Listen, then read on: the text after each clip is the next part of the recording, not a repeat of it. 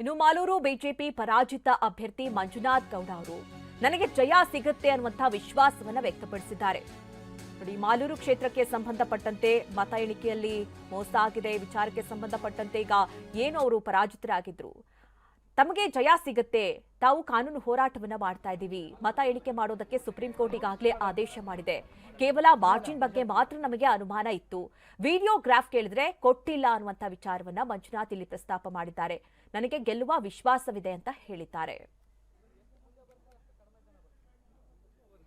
High court ಹೇಳಿರೋದು ಅದೇ ಥರನೇ, ಅವರೇ ಮಾಡಿದ ಆರ್ಡರ್ಗೆ 1 ತಿಂಗಳು ಸ್ಟೇ ಕೊಟ್ಟಿತ್ತು. ಇಲ್ಲೂ ಅಷ್ಟೇ, ಕೌಂಟಿಂಗ್ ಮಾಡಿಸ್ಕೊಂಬನ್ನಿ, ಆಮೇಲೆ ಮುಚ್ಚಿದ ಲಕೋಟೆಯಲ್ಲಿ ಇಲ್ಲಿಗೆ ತೊಗೊಂಬನ್ನಿ, ನಾವು ಡಿಕ್ಲೇರ್ ಮಾಡ್ತೀವಿ ಅಂತ ಹೇಳಿದ್ದಾರೆ. ಇಷ್ಟೇ, ಏನು ಯಾರಿಗೂ ಮಾತಾಡೋಕ್ಕೆ ಅವಕಾಶ ಕೊಡಲಿಲ್ಲ. ಅಲ್ಲಿ ಏನು ಜಡ್ಜ್ಮೆಂಟ್ ಆಗಿತ್ತೋ, ಹಸಿಂದು ಅಂತ ಏನಾಗಿತ್ತು ಅದನ್ನು 4 ವಾರಗಳ ಕಾಲ ತಡೆ ಹಿಡಿದಿದ್ದಾರೆ. ಕೌಂಟಿಂಗ್ ಮಾಡಿ, ರೀಕೌಂಟಿಂಗ್ ಮಾಡಿ, ಮುಚ್ಚಿದ ಲಕೋಟೆಯಲ್ಲಿ ಕ್ಲೋಸ್ಡ್ ಎನ್ವಲಪಲ್ಲಿ ಸುಪ್ರೀಂ ಕೋರ್ಟ್ಗೆ ತರಬೇಕು ಅಂತ ಸ್ಪಷ್ಟವಾಗಿ ಆರ್ಡರ್ ಮಾಡಿದ್ದಾರೆ. ಯಾರ್ದು ಅಹವಾಲ್ ಯಾವ್ದು ಇರ್ದು ಏನು ಕೇಳಿಲ್ಲ, ಏನು ಆರ್ಡರ್ ಇತ್ತು ಅದನ್ನು ನೀಟಾಗಿ ಇಂಪ್ಲಿಮೆಂಟ್ ಮಾಡಿರಿ ಅಂತ ಹೇಳಿದ್ದಾರೆ. ರೀಕೌಂಟಿಂಗ್ ಯಾವಾಗ ಎಕ್ಸ್ಪೆಕ್ಟ್ ಮಾಡ್ಬೋದು? 4 ವೀಕ್ಸ್ ಒಳಗಡೆ ಸ್ಟಿಪ್ಯುಲೇಟೆಡ್ ಟೈಮ್ ಇದೆ, ಇಷ್ಟೇ. 4 ವೀಕ್ಸ್ ಒಳಗಡೆ ಕೌಂಟಿಂಗ್ ಹೌದೌದು, ಕೌಂಟಿಂಗ್ 4 ವೀಕ್ಸ್ ಒಳಗಡೆನೆ. ಸರ್, ನಿಮ್ಮ ಅನುಮಾನ ಏನಿದೆ ಅಂತ ಹೇಳಿ? ಸರ್, ಅನುಮಾನ ನಮಗೆ ಫಸ್ಟ್ ಇದ್ದಿದ್ದು ಬರೀ ಮಾರ್ಜಿನ್ ಕಡಿಮೆ ಇತ್ತು ಅಂತ ನಾವು ಹೋಗಿದ್ದು, ಕಡಿಮೆ ಇದೆ ಅಂತ ಅಲ್ಲೇ ಕೇಳಿದ್ದು. ಆ ಟೈಮಲ್ಲಿ ಏನೇನಾಗಿದೆ ಗೊತ್ತಿಲ್ಲ. ಹೋಗ್ತಾ ಹೋಗ್ತಾ ನಾವು ಡಾಕ್ಯುಮೆಂಟ್ಸ್ ಎಲ್ಲ ತಗೋತೀವಿ ಏನು ಫೈಲ್ ಮಾಡೋಕ್ಕೆ. ಆಗ 17C ಫಾರಮ್ 252 ಇರ್ತದೆ, 113ರಲ್ಲಿ ನಮ್ಮ ಕೌಂಟಿಂಗ್ ಏಜೆಂಟ್ಸ್ದು ಸಿಗ್ನೇಚರೇ ತೊಗೊಂಡಿಲ್ಲ, ಬ್ಲ್ಯಾಂಕ್ ಬಿಟ್ಟಿದ್ದಾರೆ. ಅಲ್ಲಿ ಅನುಮಾನ ಆಯಿತು.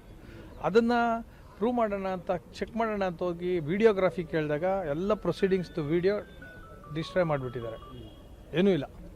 ದುಡ್ಡು ಮಾತ್ರ 1 ಕೋಟಿ 2 ಕೋಟಿ ಖರ್ಚಾಗಿದೆ, ಹಾರ್ಡ್ ಡಿಸ್ಕೇ ಇಲ್ಲ. ಆಮೇಲೆ ನಾವು ಅಪ್ಲಿಕೇಶನ್ ಕೊಟ್ಟ ಮೇಲೆ election officer RO order pass ಮಾಡಿ ಆಮೇಲೆ ಡಿಕ್ಲೇರ್ ಮಾಡಬೇಕು. ನಮ್ಮದು ಅಪ್ಲಿಕೇಶನ್ ಪೆಂಡಿಂಗ್ ಇಟ್ಟು ಮಾಡೋಂಗಿಲ್ಲ. ಇವರು ನಮ್ಮದು 4 ದಿನ ಆದಮೇಲೆ ಆರ್ಡ್ರ್ ಕೊಡ್ತಾರೆ. ಸೊ ಇದೆಲ್ಲ ಲ್ಯಾಪ್ಸಸ್ ಇದೆ, ಇನ್ನೂ ಜಾಸ್ತಿ ಇದೆ. ವಿದ್ಯಾರ್ಥಿಗಳು ಒಂದೇ ರೂಮಲ್ಲೇ ಇರಬೇಕಾಗಿತ್ತು, 14 ಟೇಬಲ್ಲು, ಏನು ರೂಲ್ಸ್ ಇದೆ ಎಲೆಕ್ಷನ್ ರೂಲ್ಸು ಜಾಸ್ತಿ ಫಾಲೋನೇ ಮಾಡಲಿಲ್ಲ. ಸೊ ಹಂಗೆಲ್ಲ ಹೋದಾಗೆಲ್ಲ ಇದು ನಮಗೂ ಒಂದು ಕಲ್ತಿದ್ದೀವಿ, ಏನೇನು ಇರುತ್ತೆ ಎಲೆಕ್ಷನ್ಲಿ ನಮಗೆಲ್ಲ ಗೊತ್ತಿರಲಿಲ್ಲ. ಸುಪ್ರೀಂ ಕೋರ್ಟಿಂದ ಏನು ನಿರೀಕ್ಷೆ ಮಾಡ್ತಿದ್ದೀರಿ? ನ್ಯಾಯ ಸಿಗ್ಬೋದು ಅಂತ ಅನ್ಕೋತಿದ್ದೀರಾ? ಆಯ್ತಲ್ಲ, ನಾವು ಬಂದಿದ್ದು ಅದಕ್ಕೆ. ನಮ್ಮದು ಪ್ರೇಯರ್ ಇದ್ದಿದ್ದೆ ಬರೀ ರೀಕೌಂಟಿಂಗು. ಅವ್ರನ್ನ ಡಿಸ್ಕ್ವಾಲಿಫೈ ಮಾಡಿರಿ ನಾವು ಕೇಳಿರಲಿಲ್ಲ. ಕೋರ್ಟು ಇಲ್ಲೆಲ್ಲ ಲ್ಯಾಪ್ಸಸ್ ಆಗಿದೆ ಅಂತ ಗಮನಕ್ಕೆ ಬಂದ ಮೇಲೆ ಸೆಟಿಸ್ಫೈಡ್ ಮಾಡಿ ಕೌಂಟ್ ಮಾಡಿ, ಇಲ್ಲಿ ಏನೋ ಫಜೀತಿ ಆಗಿದೆ ಅಂತ ಗೊತ್ತಾಗಿದೆ. Prima facie it's been proved, prima facie prove ಆಗಿಬಿಟ್ಟಿದೆ ಹೈಕೋರ್ಟಲ್ಲಿ.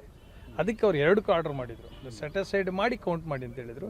ಇಲ್ಲಿ ಸೆಟಿಸ್ಫೈಡ್ನ 4 ವಾರ ಹಂಗೆ ಇಟ್ಕೊಳ್ಳಿ, ಕೌಂಟ್ ಮಾಡಿಬಿಟ್ಟು ನಮ್ಮ ಹತ್ರ ಬನ್ನಿ ಅಂತ ಹೇಳಿ.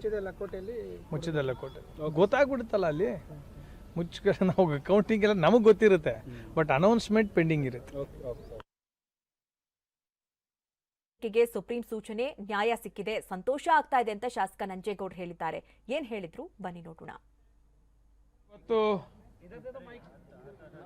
ಸುಪ್ರೀಂ ಕೋರ್ಟಲ್ಲಿ ನನಗೆ ನ್ಯಾಯ ಸಿಕ್ಕಿದೆ, ತೃಪ್ತಿ ಆಗ್ತಾ ಇದೆ, ಸಂತೋಷ ಕೂಡ ಆಗ್ತಾ ಇದೆ. ನನ್ನ ಮೊದಲಿಂದ ಕೂಡ ಕೌಂಟಿಂಗ್ ಮಾಡಿದ್ದು ಸರಿ ಇಲ್ಲ ಅಂತೇಳಿ ಹೈಕೋರ್ಟಲ್ಲಿ ಅಪೀಲ್ ಹಾಕೊಂಡಾಗ, ಹೈಕೋರ್ಟಲ್ಲಿ ಕೇಸ್ ಹಾಕೊಂಡಾಗ ನಮ್ಮ BJP ಅಭ್ಯರ್ಥಿ, ನಾನು ಅವತ್ತಿಂದ ಹೇಳ್ತಾ ಇದ್ದೆ, ಯಾವುದೇ ಕಾರಣಕ್ಕೂ ನಾನು ರೀಕೌಂಟಿಂಗ್ ವಿರೋಧ ಮಾಡೋದಿಲ್ಲ, ನಾನು ಕೌಂಟಿಂಗಲ್ಲಿ ಗೆದ್ದಿದ್ದೇನೆ, ರೀಕೌಂಟಿಂಗ್ ಆದರೆ ನಾನು ಸ್ವಾಗತ ಮಾಡ್ತೇನೆ ಅಂತೇಳಿ ನಾನು ಮೊದಲಿಂದ ಕೂಡ ಹೇಳ್ಕೊಂಡು ಬರ್ತಾ ಇದ್ದೆ. ಆದರೆ ಹೈಕೋರ್ಟಲ್ಲಿ ರೀಕೌಂಟಿಂಗ್ ಜೊತೆಗೆ ಹಸಿಂದು ಅಂತೇಳಿ ಒಂದು ಆದೇಶ ಆಗಿತ್ತು. ಅದರಿಂದ ನಾನು ಸುಪ್ರೀಂ ಕೋರ್ಟ್ಗೆ ಅಪೀಲ್ ಬರಬೇಕಾಯಿತು. ಇವತ್ತು ಸುಪ್ರೀಂ ಕೋರ್ಟಲ್ಲಿ ನಾನು ಏನು ಅಂದ್ಕೊಂಡಿದ್ದೀನೋ ಆ ಆದೇಶ ಆಗಿದೆ, ತೃಪ್ತಿ ಆಗಿದೆ, ಸಂತೋಷ ಆಗಿದೆ. ಹಸಿಂದು ಅಂತ ಏನಿತ್ತೋ ಹಸಿಂದು ಒಂದು ತೆಗೆದಿದ್ದಾರೆ. ರೀಕೌಂಟಿಂಗ್ ಮಾಡಿ ಅಂತ ಹೇಳಿದೆ ಸುಪ್ರೀಂ ಕೋರ್ಟ್, ಆದರೆ ಇಷ್ಟು 4 ವಾರದಲ್ಲಿ ಮಾಡಿ ಅಂತ ಹೇಳಿಲ್ಲ. ನಾನು ಒಳಗಡೆ ಇದ್ದೆ, ಅದು ಎಲೆಕ್ಷನ್ ಕಮಿಷನರ್ಗೆ ಬಿಟ್ಟಿದ್ದಾರೆ, ರೀಕೌಂಟಿಂಗ್ ಮಾಡಿ ಅಂತ ಹೇಳಿದ್ದಾರೆ. 4 ವಾರಕ್ಕಾದರೂ ಮಾಡ್ಬೋದು, 2 ವಾರಕ್ಕಾದರೂ ಮಾಡ್ಬೋದು, ಯಾವಾಗಲೂ ಬೇಕಾದರೂ ಮಾಡ್ಬೋದು. ನಾನು ಸ್ವಾಗತ ಬಯಸಿದ್ದೇನೆ. ರೀಕೌಂಟಿಂಗ್ ಆದರೆ 100% ನಾನು ಗೆಲ್ತೇನೆ. ಇವತ್ತು ಸುಪ್ರೀಂ ಕೋರ್ಟ್ ಏನು ಆದೇಶ ಆಗಿದೆ ಆದಷ್ಟು ಬೇಗನೆ ರೀಕೌಂಟಿಂಗ್ ಆಗಲಿ.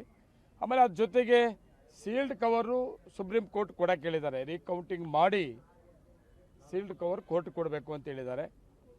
ಅದರಿಂದ ಇವತ್ತು ಸುಪ್ರೀಂ ಕೋರ್ಟ್ಗೆ ನಾವು ಅಪೀಲ್ ಬಂದಿದ್ದರಿಂದ ನನಗೆ ಸಮಾಧಾನಕರವಾಗಿದೆ.